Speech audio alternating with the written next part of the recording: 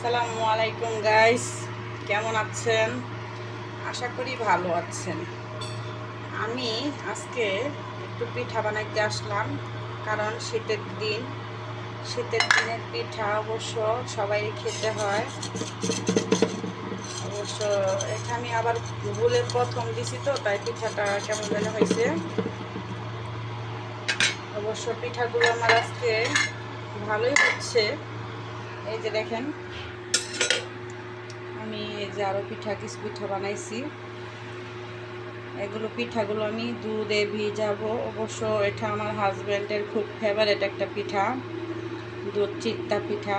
এগুলো পিঠা আমি বানাইয়া পরে আমি দুধের ভিতরে ভিজাবো।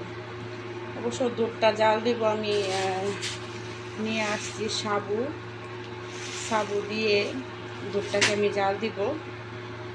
জাল দেওয়ার পর চিনি দিয়ে জাল দিব। জাল দেওয়ার পর আমি দুধের ভিতরে পিঠাগুলো ভিজিয়ে দিব। আজকে আমার পিঠাগুলো সুন্দর হচ্ছে, তাই আমার কাছে ভালো লাগছে।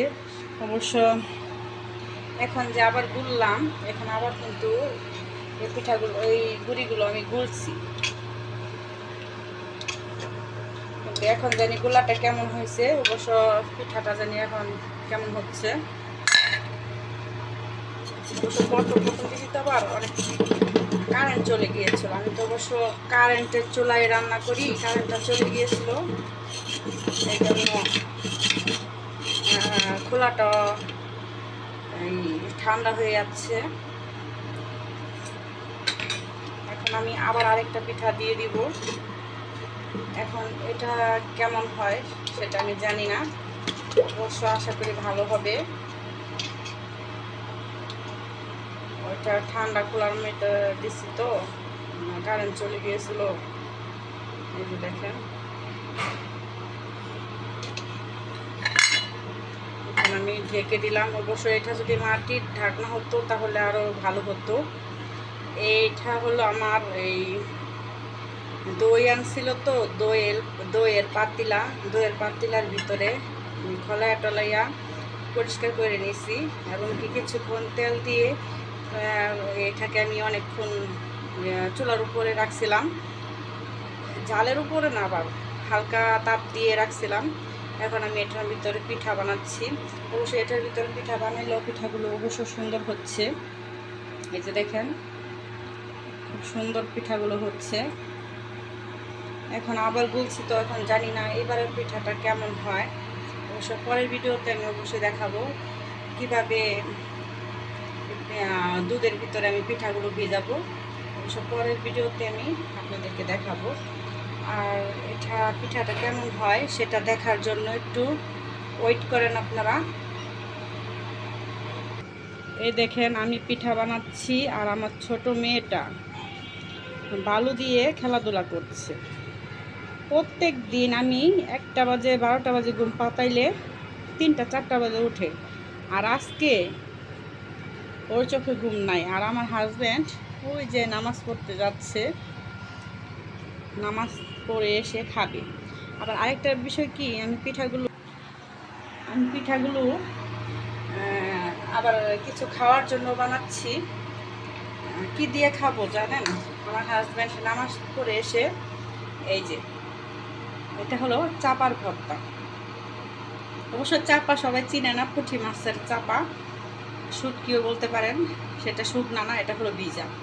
এই যে পুঁটি মাছের চাপা, চাপার ভর্তা দিয়ে এই পিঠাগুলো খাবে। খেতে কিন্তু সেই মজা, সেই স্বাদ। আসলে না খেলে বুঝবেন না, খেলে বুঝতে পারবেন যে কতটুকু স্বাদ, কতটুকু মজা লাগে। আবার চিতই পিঠার সাথে আপনার এই চাপার চাশনি, আবার আরেকটা হচ্ছে চাশনি। ওই চাশনিটা করলে কিন্তু আরও বেশি মজা লাগে। অবশ্য চাশনিটা করি নাই আমি আজকে চাপার ভর্তাটা করছি। অবশ্য খেলে বুঝতে পারবেন কি ধরনের মজাটা। এখন আমি পিঠাটাকে দেখে নেব। আলহামদুলিল্লাহ মনে হয় ঠিকই আছে। অবশ্য মনে হয় পিঠাটা আর একটু পানি দিতে হবে, তাই একটু কম করছে। আসলে এখনো হয় না, আর একটু হবে।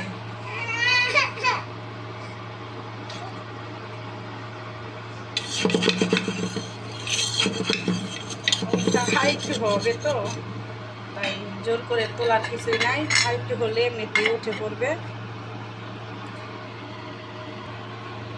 এখন মনে হয় হয়ে গেছে। এই দেখছেন, হয়ে গেলে কিন্তু এমনিতেই উঠে পড়বে পিঠা। এই যে দেখেন মোটামুটি ভালোই, আলহামদুলিল্লাহ পিঠাটা ভালো হয়েছে, ফুলছে। এখন আমি আরেকটা পিঠা দিয়ে দিব। এই যে আমি আরেকটা পিঠা দিয়ে দিচ্ছি। অবশ্য পিঠাগুলো আমি বেশি বড় করে বানাচ্ছি না, কেননা পিঠাগুলো তো অবশ্য আমি দুধে ভিজাবো। দুধে ভিজালে তো এর মিডিয়াম সাইজ করে বানালেই হবে, তা না হলে বেশি বড় বানালে আবার এই পিঠাটা এই ভেঙে যাবে। এখন এই যে আমি একটা পিঠা, এই যে দেখেন, এই যে চাপার ভর্তা, এই দেখেন চাপার ভর্তা, চাপার ভর্তা নিয়ে নিচ্ছি, এখন আমি খাবো। এই যে দেখেন, এখন আমি পিঠাটা খেয়ে নিব।